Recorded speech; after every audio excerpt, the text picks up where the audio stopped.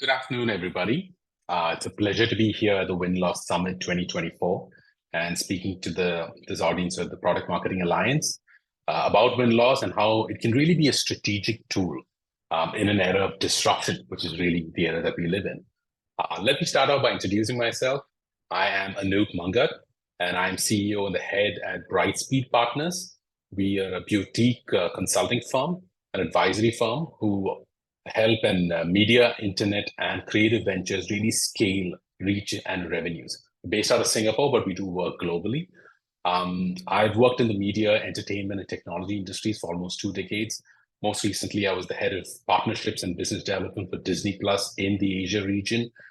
Before that, I headed up commercial strategy across the Asia Pacific region for Disney networks, including the Fox acquisition and merger, which happened a couple of years back. Prior to that, I did spend some time in corporate strategy, M&A for WarnerMedia, and I started off my career as a management consultant. The reason I did want to sort of stress on that career journey of mine was also to give you context on why win-loss is of utmost importance in my thinking. So, like I said, I started off as a management consultant. I kind of straddled off various roles, as you can see there, from corp strat to revenue strategy, to being a country head for Disney Plus Hotstar, launching it in Asia and scaling it in these markets, and to now being an advisor, fractional executive, and building out a consulting firm to help startups, scale-ups, and corporates really to scale and build sustainable revenues, right? Mission-driven sustainable revenues. Now, win-loss has been an interesting thread. One of the first projects I did almost 20 years back as a management consultant was win-loss for one of the largest tech firms in the world, Cisco, and really helping them kind of figure out what was driving their wins and losses in a time of disruption, when that industry was moving from sort of premises-based PBX telephony equipment to IP voice.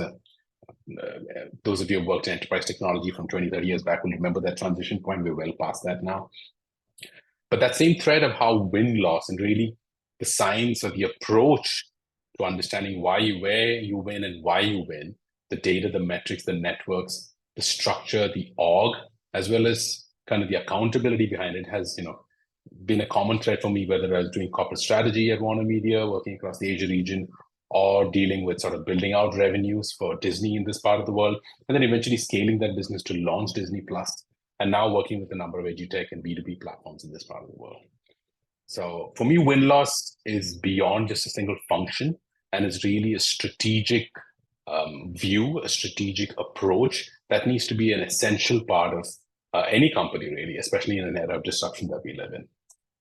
You notice I did mention disruption multiple times, and I do really want to take a step back and use the media industry, where I have significant experience, as an example of how much disruption that we're all dealing with, and why a function like win-loss really becomes important there. So very simply, and many of you who read the front page of the Wall Street Journal, any of the news, really is hearing about how much change there is in the media industry, consumer behavior, platforms that we access on a daily basis. But very quickly, I mean, we've moved from a closed distribution model where you used to watch TV or content pretty much on a set-top box or a closed environment, whether it's on television, maybe with some limited access on other media, to now zero marginal intent streaming, right? Most people have Netflix or Disney Plus or HBO or Hulu, one of those at home, depending on what part of the globe that you're in. And that change has been dramatic across many industries, going from fixed cost distribution to zero marginal cost distribution, fundamentally changing the economics of the world in many ways and created so many different business models, right? And same thing for B2B distribution in media. A lot of the times you were going B2B to C to reach the customer, whether it was through a telco or some other platform, or even if it was through a Facebook or somebody else, and to now being D2C and actually having first-party data as well. But that disruption hasn't just been at one part of the value chain, it's across the entire thing. And from being a content creator was a complicated thing many years back. You had to be part of a studio. There were many costs and a deep process to get involved to actually putting out a piece of content, a professionally produced piece of content. So now it's democratized, right? We all have access to the same smartphones, the open platforms, publishing platforms, the social media tools, and now there's AI tools, there's Midjourney, there's so many other tools that you can create to create professional-looking content. And there's an entire economy that drives that, which we commonly refer to as a creator economy as well. And that's led to the fact that rather than producing for the mass, You can now hyper-personalize and target your messages, your content, everything that you put out there, including your targeting. When you're targeting customers and clients for sales, you have to be very hyper-personalized in your approach. And that automatically then leads that it's no longer a one-way interaction, right? Clients and customers and sellers and buyers are speaking to each other, content producers, content creators, anything, right? In any interaction has become at least symmetric in the sense that it's two-way. We live in a very immersive, experience-led universe now, and which is evolving even more now with XR gaming and so many other factors coming through it. So the reason I take the media industry is to showcase that there's such a large scale amount of change and disruption that's happening, not just in terms of technology, not in terms of just go to market, but in terms of even the business model itself. So defining what a win is becomes a little bit more complicated. What you thought of as a win yesterday may not be the win that you want tomorrow.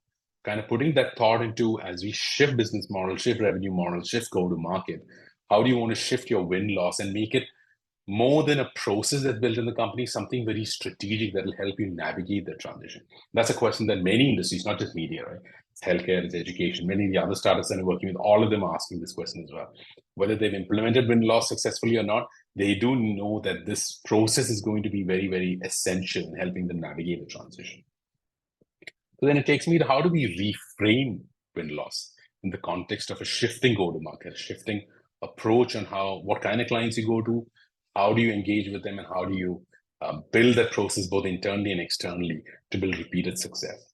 So, I mean, if you look at the traditional view here, the objective was always simple. It was improve your win rate, reduce churn. It was tactical in a sense almost, because it can be a mature process when you have a mature business as well.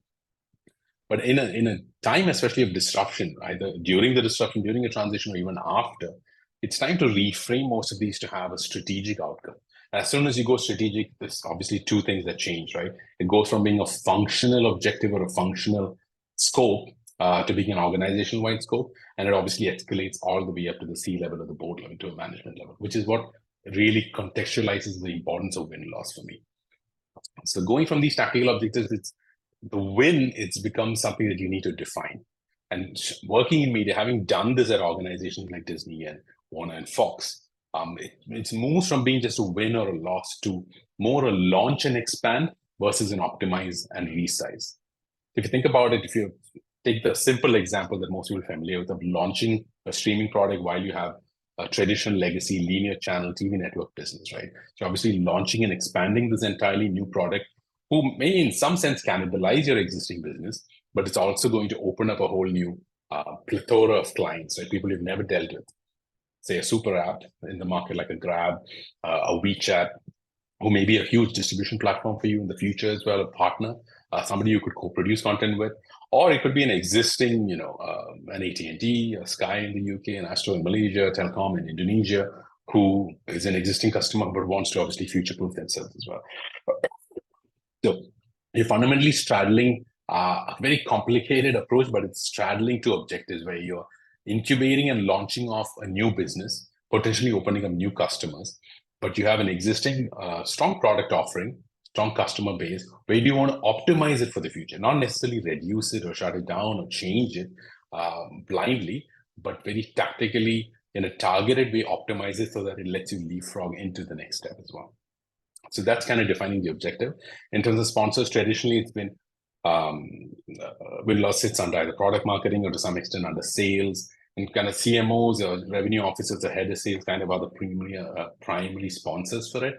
But in a strategic view, especially when it's a company-wide impact that it's going to have, it can be as high as a board objective because it's reporting in terms of what's driving wins for the company, what's driving the future of the company. Fundamentally, a win is the future, right? But it does become at minimum a CXO level sponsorship, where it's not just those typical one or two. It straddles the CEO, the chief revenue officer, the marketing officer, but interestingly also in my experience, both the CFO, CTO, and CSO. CSO normally being the chief strategy officer. And it's really important to stress why the CFO and CTO get involved. CFO, CEO is typically because of the operations, the numbers, and the results. But CTOs are really important because most disruptions, whether it's moving from linear to streaming, whether it's moving from free to paid, whether it's moving to add-on advertising, whatever model that you're kind of disrupting yourself with or changing in your business, Technology is an inevitable, obvious tool in this. So having that perspective built in is going to be really, really important to take us forward. And involving these stakeholders in this entire process is dramatically important, because now it's a strategic shift. It's not about just winning deals for today or the next quarter, or the next month, or the next year, but it's fundamentally setting up the business to continuously win first, irrespective of what exactly the product line is. You're building the winning capability within the business. In terms of process, I think several of the other speakers have spoken about it. There are many tools, and there's many ways of doing it. There's obviously iterations that you have to do it around. Traditionally, externally, it's customer feedback. Internally, the sales, marketing, customer success, other groups. You have to marry the feedback and create a view and iterate and build out a win-loss approach. But in these strategic transitions, on the right side, is really about segmenting your customer base first and deciding what your targets are, because you have a growth target for new business and you have an existing business that you want to optimize and help build the foundation for everything else as well. So that first step is really important to segment. We'll talk a little bit more about in the next few slides.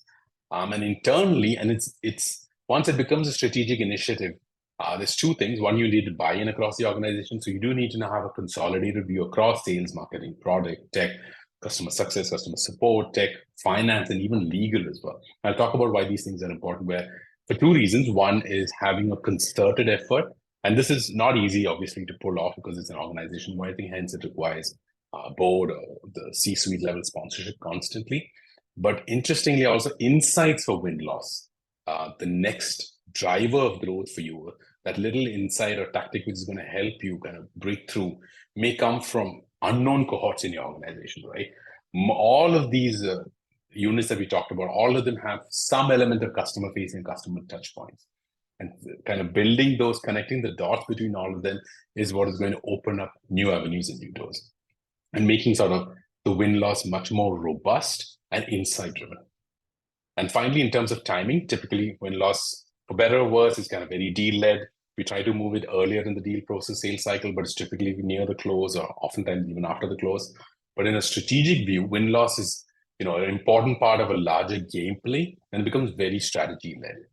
You can't create a win in a new market, so you're really shaping and drawing out that win as you go along. So there's a very targeted engagement, and you're kind of planning for win-loss before you even had the first win or the first loss. You're kind of building that entire path out. So let me kind of get into the weeds a little bit more on this now. Here's a high-level framework in terms of how I've done it in the past and how we help clients do this now as well. And I won't go into specific details of what we did specifically at, say, Disney Plus or Fox Plus or HBO or something else, but this is the fundamental framework that we have used in terms of major transitions as well, right? So it does involve sort of multiple motions in terms of go-to-market motions, as well as even in terms of win-loss. There are multiple data sources that's being pulled together, multiple internal groups that are being pulled together to execute this. So it is not an easy thing to pull off. I would caveat this by saying that for a smaller organization, where either you are heavily indexed on many small, lower value accounts, you're a volume game, this may not be, excuse me, the right framework, right? Typically, this framework really works well for an organization actively taking on disruption. You have certain amount of market strength or market leadership, and you're fundamentally pivoting, right, in the midst of a pivot. So very few people talk about win-loss in terms of pivots, because in pivots, typically win-loss is dropped. It's more about kind of helping. The entire focus becomes internal to help the organization shift.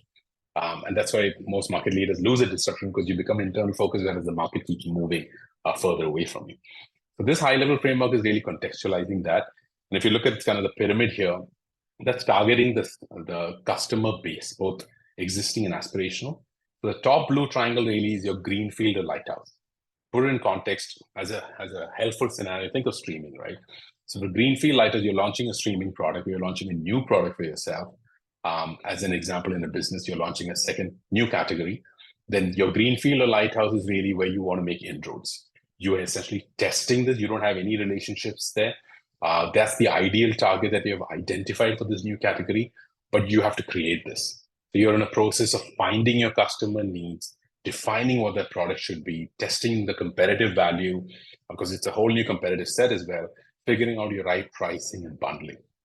As usually, you think of this almost as a business development function or a strategic function.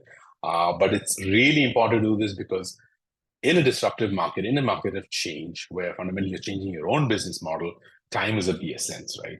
Because you're not the only one doing this as well. So having a view of building in win-loss, both analytically, culturally, and organizationally, right from the start is very, very imperative. Because you can't kind of fix the board once it's retool the board once it's halfway down the street. You do need to keep building it as you go on, keep iterating as you go on as well. And the engagement here is unique, that it's high touch and iterative.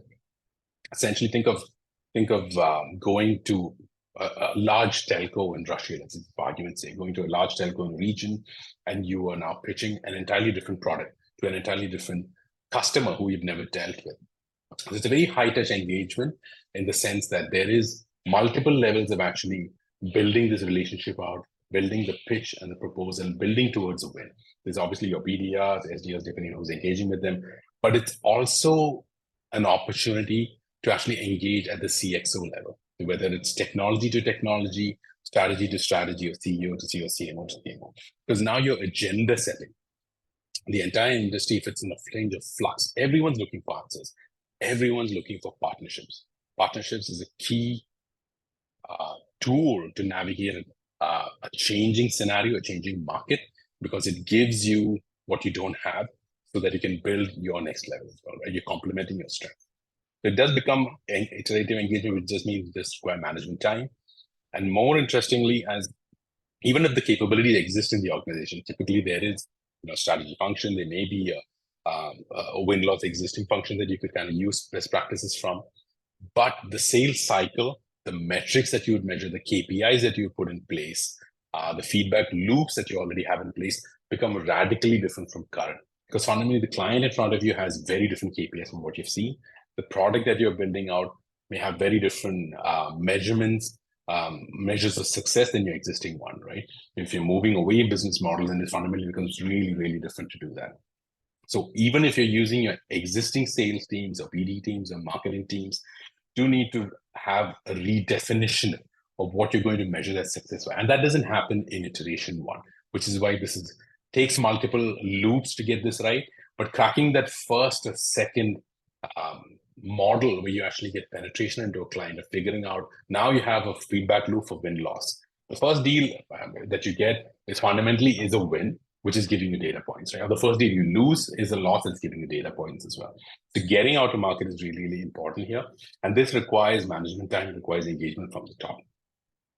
And then the second sort of green part of the pyramid, the second tier here is your current large key accounts, what you'd call your key customers, and your embedded base, where you're well penetrated, you have ongoing relationships. These people kind of keep the lights on in your buildings and everything else.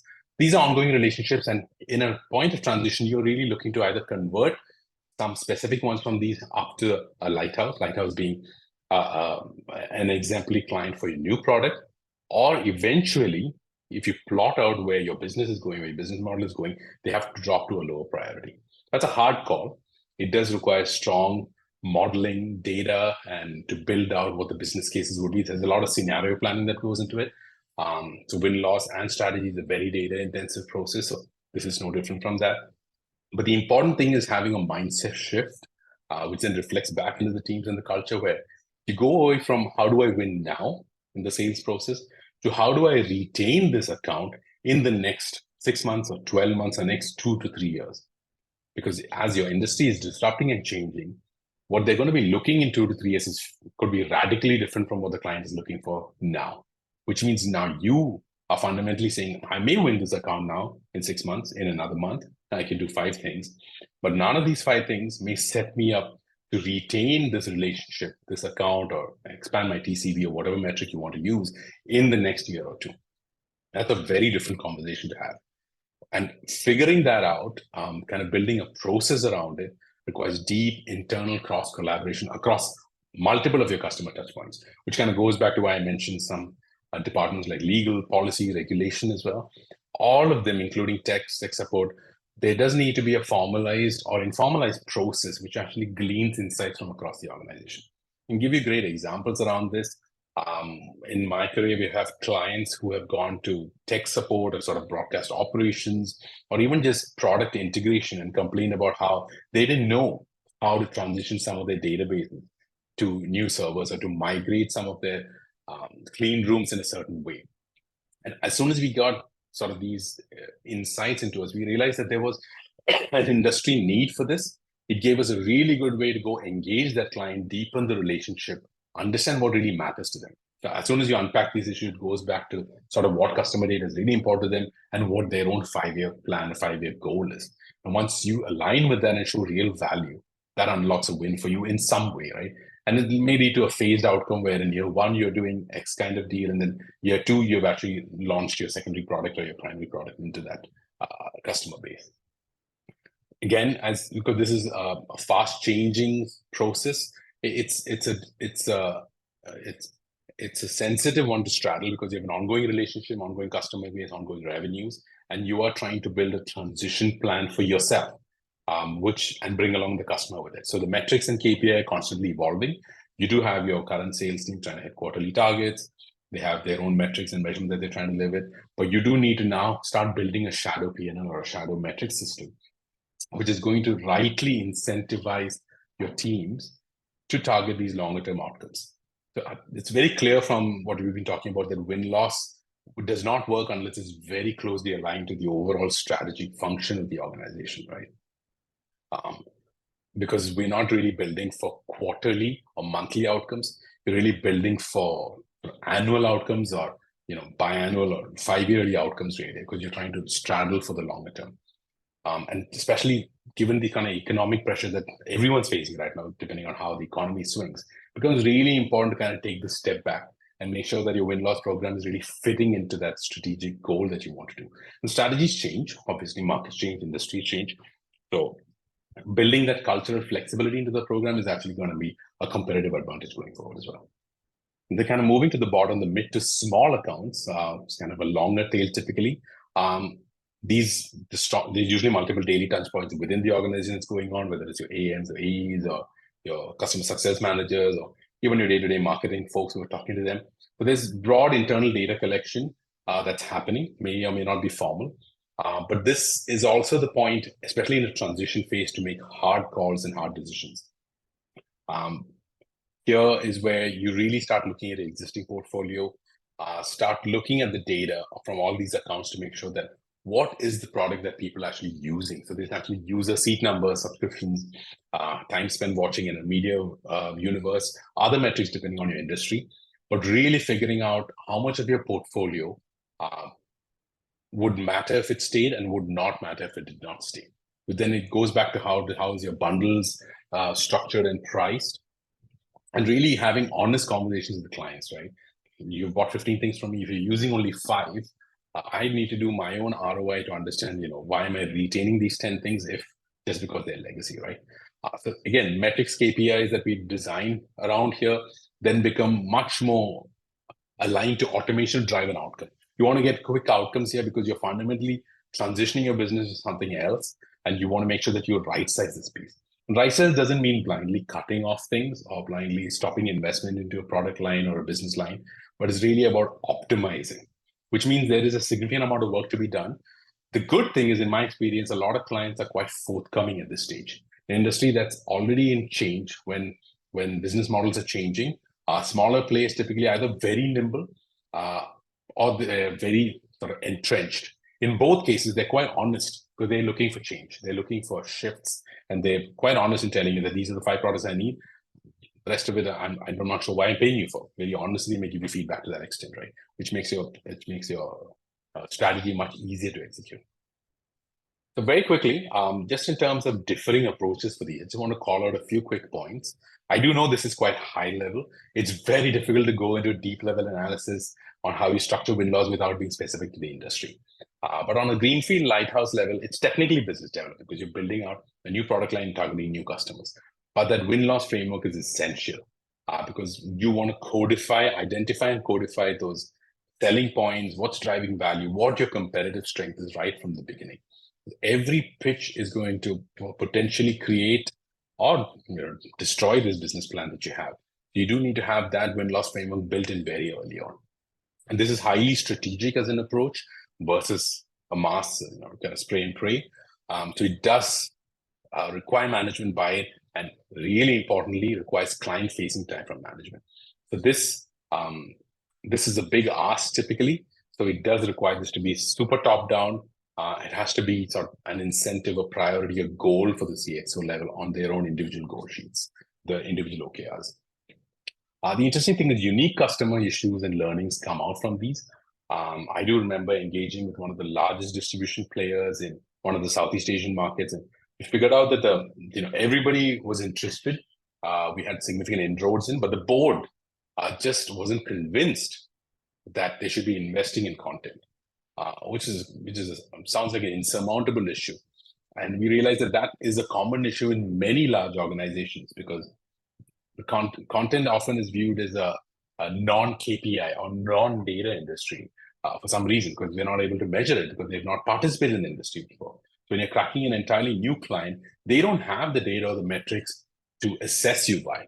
So it's actually creating something for them, creating a dashboard, creating a value proposition, creating, in fact, a board presentation for them to help them understand what they're getting into and why it's important for their 5-year plan, why it's important for the board to actually work on this. And then creating wins versus winning deals. In this, you're actually creating a market, shaping a win, shaping a deal. It's not about winning deal one versus your competitor. So it really helps to take a thought leader position here. So even being a win-loss leader in the market, to say this is what it takes to win, and actually saying that publicly, even though it seems like you're giving out your competitive strengths or competitive secrets, even that puts you in really good stead. Because that immediately opens up the fact that A, there is a market, and B, all your potential clients will come to you because they see you as a thought leader in this. And you're honestly trying to shape the market, because a rising tide lifts all boats, and trying to go it on your own in an entire industry that's under disruption is not helpful for anyone.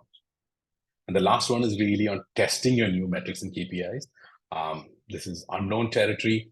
The clients measure you by completely different things. Could be data consumption versus how much content you have versus usage and seat numbers. So we really have to refine that, and that requires new muscles inside the company, because there may be new KPIs. And in terms of the existing accounts, again, you have win-loss motions here, but it's about redefining and reassessing what your strengths and gaps are. Here, it's really important, I would call out, to lock down your process.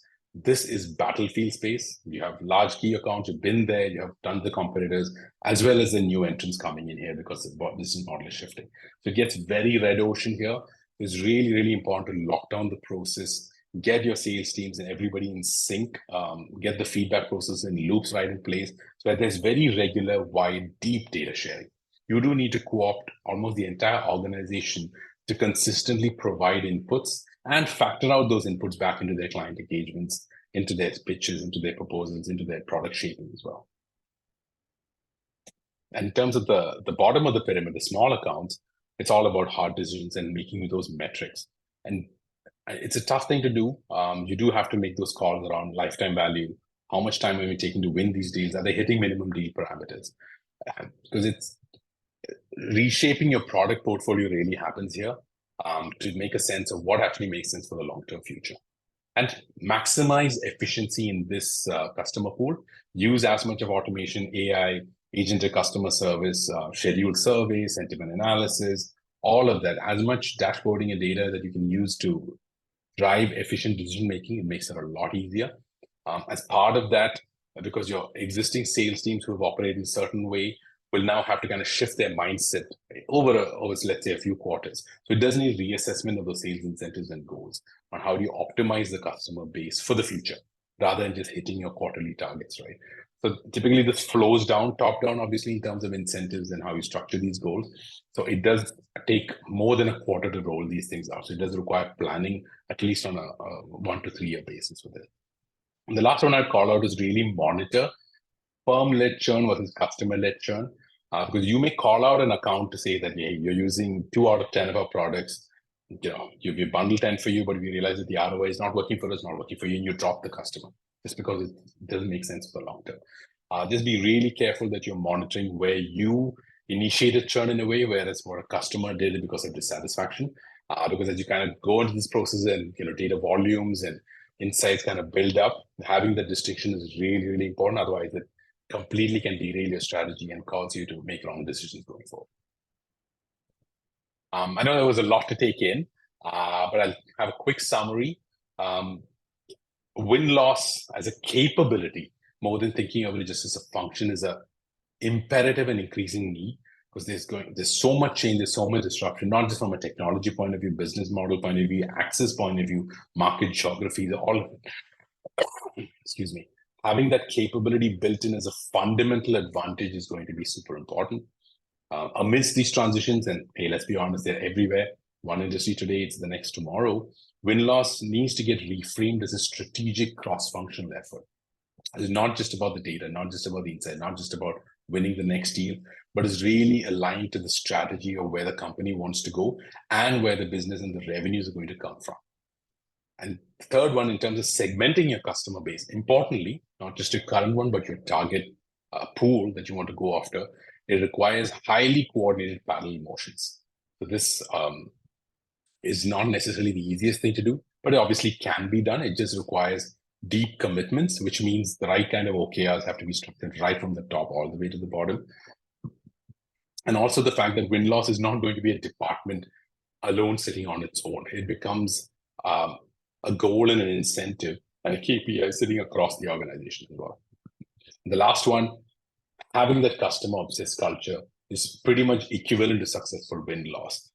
This is kind of 101, but in times of deep transition, times of deep change, both culturally and organizationally, this obviously gets lost because a lot of focus becomes internal.